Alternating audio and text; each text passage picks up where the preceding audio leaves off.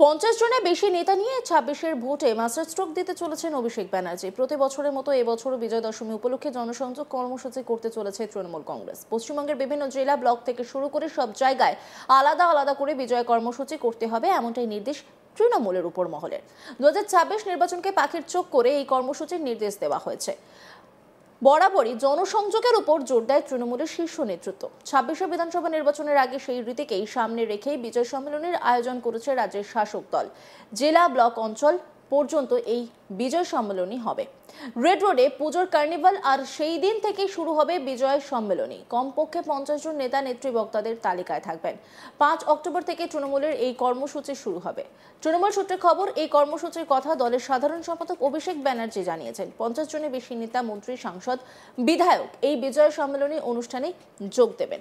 রাজ্যের বিভিন্ন প্রান্তে তারা যাবেন, ব্লকে ব্লকে পৌঁছে সৌজন্য বিনিময় করবেন, কথা বলবেন স্থানীয়দের সঙ্গে। আর এই বিষয় নিয়ে আমার কলিগ অনির্বাণ সিংহ রায় কি বলছে শুনুন।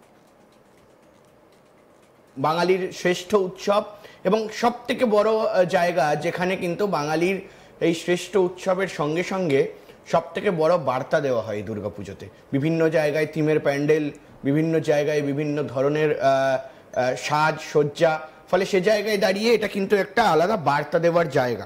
ফলে স্পষ্টত বোঝাই যাচ্ছে যে এই দুর্গাপুজোকে কেন্দ্র করে কিন্তু প্রবল রাজনীতি হয়েছে ইতিমধ্যেই।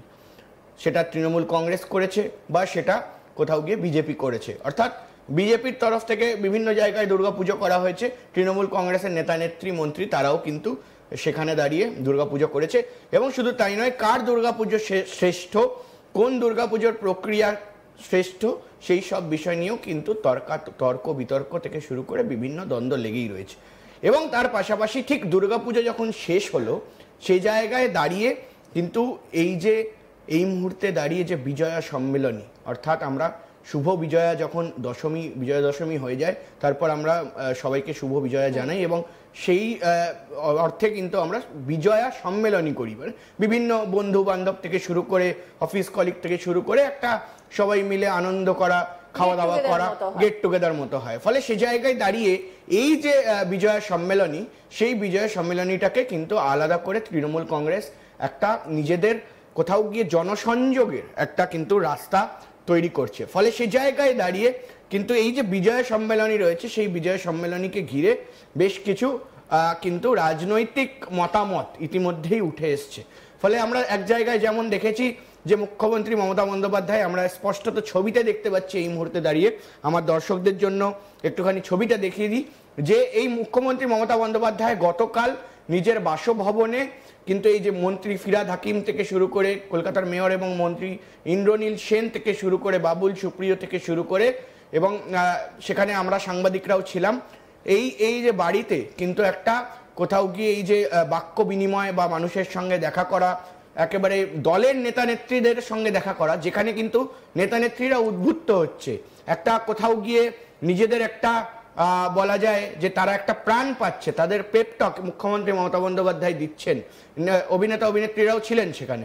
ফলে সে জায়গায় দাঁড়িয়ে কিন্তু স্পষ্টত মুখ্যমন্ত্রী মমতা বন্দ্যোপাধ্যায়ের বিজয় সম্মেলনী আমরা দেখেছি।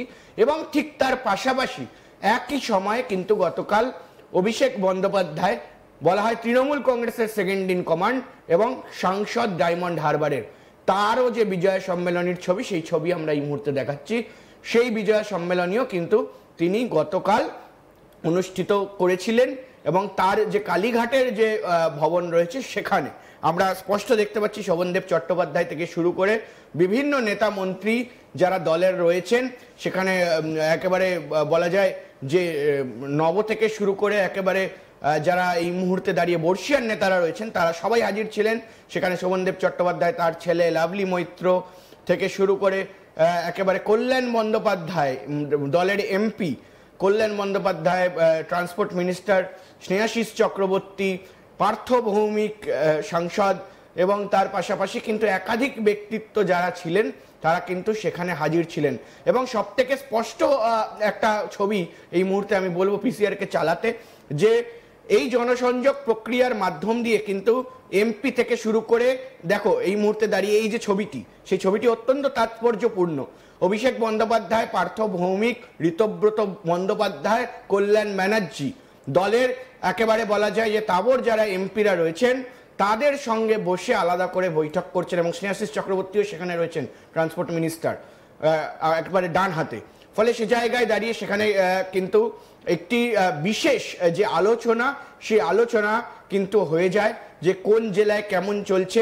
একেবারে ঘনিষ্ঠ মহল সূত্রে যে খবর রয়েছে আমার কাছে, যে অভিষেক বন্দ্যোপাধ্যায়, অনির্বাণ এই বিষয়টাতে আমরা আসছি, তবে তার আগে আরো একটা বিষয় নিয়ে আলোচনা করতেই হচ্ছে। প্রত্যেক বছর ভোটের আগে বলো, ভোটের পরে বলো, আমরা একটা বক্তব্য সবসময় শুনি যে কোথাও গিয়ে হয়তো দূরত্ব তৈরি হচ্ছে, নবীন বনাম প্রবীণের দূরত্ব তৈরি হচ্ছে, তাদের মধ্যে একটা লড়াই হচ্ছে। বারবার অভিষেক বন্দ্যোপাধ্যায় সেই বার্তা দিয়েছেন যে না, কখনোই কিন্তু এই নবীন বনাম যে প্রবীণ এই দ্বন্দ্ব তৈরি করা যাবে না, সবাই একসঙ্গে কাজ করতে হবে। এই যে বিজয় সম্মেলনের যে ছবিগুলো আমরা দেখাচ্ছি, সেখানে কি সেই বার্তাটাই কোথাও গিয়ে আরো একবার স্পষ্ট হচ্ছে? কারণ আমরা দেখলাম সেখানে দলের মানে প্রত্যেকে রয়েছেন, সেখানে নবীন প্রবীণ কোনো ভেদাভেদ নেই। একেবারেই তাই, এবং সেটা কিন্তু স্পষ্ট আমরা কয়েকদিন ধরে দেখলাম যে যেমন গতকাল মুখ্যমন্ত্রী মমতা বন্দ্যোপাধ্যায়ের যে বিজয় সম্মেলনী ছিল বাড়িতে, নিজের বাসভবনে, সেখানে সবাই গিয়েছিলেন, এবং ঠিক অভিষেক বন্দ্যোপাধ্যায়ের কাছেও কিন্তু সবাই তারপরে আসেন, এবং বিভিন্ন নেতা মন্ত্রী থেকে শুরু করে প্রবীণ যারা রয়েছেন তারাও ছিলেন, নবীনরা কিন্তু অবশ্যই এসছেন।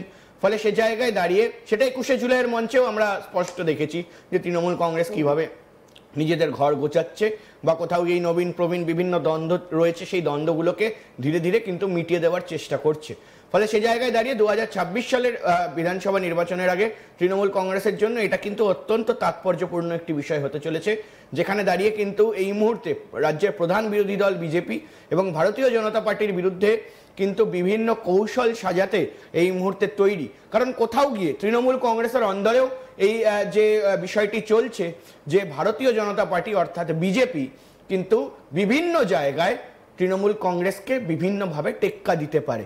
ফলে ইতিমধ্যেই তাদের সিট সংখ্যা অনেকটাই কম হলে আগামী দিনেও কিন্তু এই সিট সংখ্যা বাড়বে না এমনটা কোনো গ্যারেন্টি দেওয়া যায় না।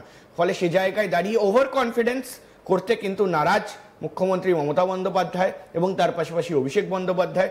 ফলে সে জায়গায় দাঁড়িয়ে অনেক ধরনের রণকৌশল হয়েছে। গতকালের যে বিজয় সম্মেলনী হয়, সেই বিজয় সম্মেলনীতে আমরা দেখেছি ঘনিষ্ঠ মহল সূত্রে অনেক খবর রয়েছে আমার কাছে সুচেতা এই মুহূর্তে, সেইগুলো আমরা অবশ্যই আমাদের দর্শকদেরকে জানাবো। 50 জনের বেশি নেতা নিয়ে 26-এর ভোটে মাস্টার স্ট্রোক দিতে চলেছেন অভিষেক ব্যানার্জি। প্রতি বছরের মতো এবছরও বিজয়া দশমী উপলক্ষে জনসংযোগ কর্মসূচি করতে চলেছে তৃণমূল কংগ্রেস। পশ্চিমবঙ্গের বিভিন্ন জেলা ব্লক থেকে শুরু করে সব জায়গায় আলাদা আলাদা করে বিজয় কর্মসূচি করতে হবে, এমনটাই নির্দেশ তৃণমূলের উপর মহলে। অন্যান্য খবরের আপডেটের জন্য অবশ্যই নজর রাখুন আজ তাক বাংলার ইউটিউব স্ট্রিমিংয়ে। লাইক, কমেন্ট, শেয়ার এবং সাবস্ক্রাইব করতে ভুলবেন না।